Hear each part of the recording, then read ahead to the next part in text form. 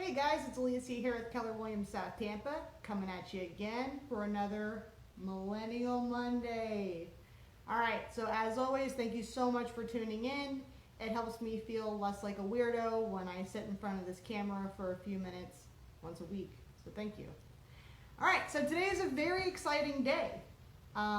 Today we are concluding the First Time Homebuyer series because today we are closing on the house, alright? That's what it's all about. It's what all this hard work has been for, right? So up to this point, both your agents, you and the seller, the title company, the mortgage loan originator, everybody's been working their butt off to ensure that you have a smooth closing. So let's talk about how we got here. We're going to recap, we're going to backtrack, and we're going to cover a few important bases to keep in mind, okay? So when we started this process out, you were pre-approved. You got pre-approved for a loan. Then you found the right realtor. You managed your expectations. You made an offer on a house. You inspected it. You had it appraised. And you've got an insurance policy in place ready to go for that house. Important to keep in mind because if you don't have that, you don't get to closing. All right? So fun stuff. All right, I have a cheat sheet in front of me today. The reason for that is that there's a lot of really important information on here and I want to make sure that I don't miss any of it. Okay? All right, so one thing I should have mentioned way sooner in the video or in this series, I really should have mentioned it when I was talking about pre-approval. Once you get your pre-approval, you really don't want to make any changes financially whatsoever, okay? I mean, do not take out any new lines of credit. Don't exhaust any existing lines of credit, and do not change your job. Doing any of these three things can put the entire deal at risk, and you may never get here to closing. So please keep that in mind. A lot of people, especially first-time home buyers, will get very excited and you might want to go and buy a new couch or new furniture for your home, or maybe there's an appliance that doesn't come with the home that you want to buy and have ready to go for the day that you move in. Unless you can afford to pay cash for these items, don't do it. It's not worth it. You're risking the entire transaction for these things, okay? So cannot stress that enough. My bad for not mentioning it sooner. All right, speaking of the bank, you're going to get your closing disclosures no less than 3 days before. This is going to be really important information regarding your loan. You want to take the time to read over that. And at this point, you would have already gotten it clear to close. So you are good to go. All right. Another thing you want to do before you get to the closing table is you want to contact the utility companies and let them know that you are going to take possession of X dwelling on X day, so that they can get ready to turn the utilities on in your name instead of the previous owner's name, and just make sure that you're good to go from day one, okay? Now, I know TECO is like this. I don't know how every utility company does it, but you may be asked to have your credit pulled to get the account set up. If that happens, ask them if you can pay a deposit instead. This goes back to that big point that I just mentioned, right?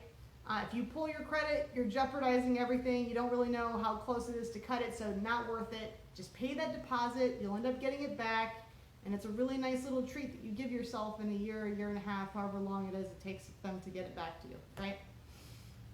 Okay, if closing changes, no big deal. Contact the utility company, let them know the closing date has changed, so on and so forth, whatever. Okay, the final walkthrough.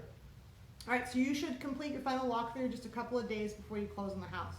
This is very important because you want to ensure that the home that you're about to take possession of is the home that you agreed upon, right? And in the same condition that it was agreed upon to take possession of that home. You should have a checklist with you. Your realtor should do this with you. This is something you want to get done a couple of days before so that everything is still fresh and you know exactly what to expect when you go to move into your new house, okay? Depending on how the inspections went, you may opt to have the home re-inspected. This is totally up to you. It's probably going to cost you a little bit more to have the home re-inspected, so unless there is a large body of work that needed to be completed, probably just a walkthrough would be sufficient for you guys, right? All right, and before you get to the closing table, don't make stupid mistakes, okay? What do I mean by this? Make sure you have all your funding where it needs to be. Whatever you're expected to bring to close, make sure that these funds are in the appropriate place, whether they're wire transferred or if you've got a certified check. You cannot bring a personal check to closing, so just make sure you have all your ducks in a row so you don't have to worry about it. And don't make the stupidest, most easy mistake to make, which is to make sure you have to have your ID, right? So in order to close on a house, the title company needs to ensure that they are selling this home to the appropriate person. So you need to have a government issued ID with a photo.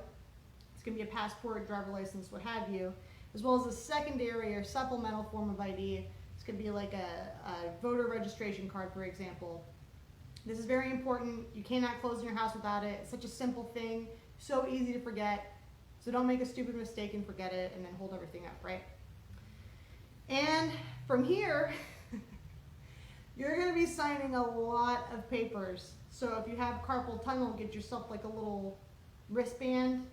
I actually don't know anything about carpal tunnel. I'm just saying, like, you're going to sign a lot of papers, okay? And this is going to be really exciting. There's going to be a lot of really boring stuff in there, but definitely make sure you understand what you're signing. I'm going to be honest, you probably should understand this before you get to the closing table. So this is going to be a recap of things that you've already been made aware of, all right? And once all the paperwork is signed and the title has been transferred to you and your partner or just you get to take possession of the home, you get the keys, right? Now, if you've worked something out with the seller where maybe they need to stay in the house a little bit longer, this is going to be on a case-by-case basis. And again, like I mentioned in previous videos, literally everything goes back to the contract, okay? So if you worked it out with the seller where they're going to stay there for a little bit of time after you close on the house, it's your property. So they're going to be leasing it from you, and that's between you and the seller to decide. It's not the most common occurrence, but I wanted to make sure I touched on it just because I don't want us to walk in with the expectation that, you know, you're going to take possession of it that day. There can be other circumstances, right? But guys, we closed on a house. That's awesome. And this is really cool stuff, and I really hope that you learned something from this series. If you did, give me a thumbs up, a little love, a little haha, something, you know, show me some love. Share the video. You know, I hate begging for this stuff, guys, but, you know, it would help me. If you've got any friends who are in the market to buy or are thinking about buying, invite them to like this page. I work for you guys. This is what I do. I sit in front of this camera once a week for you guys, and I really, really hope that you're getting something from it.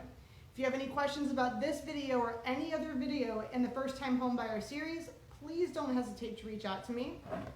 As always, you can drop a comment below, hit me up in my inbox, text me, call me,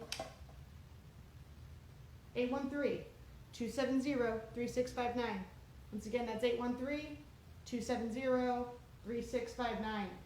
I'm here for you guys, okay? Do you have anything else that you want to learn about? Let me know. Comment, inbox, call, text, whatever. I appreciate you guys. I hope that you have a great emergence into December. I hope that this month is amazing for you and that you have some really great plans lined up with your family and friends. And as always, thank you for being here. You have a great day. Bye.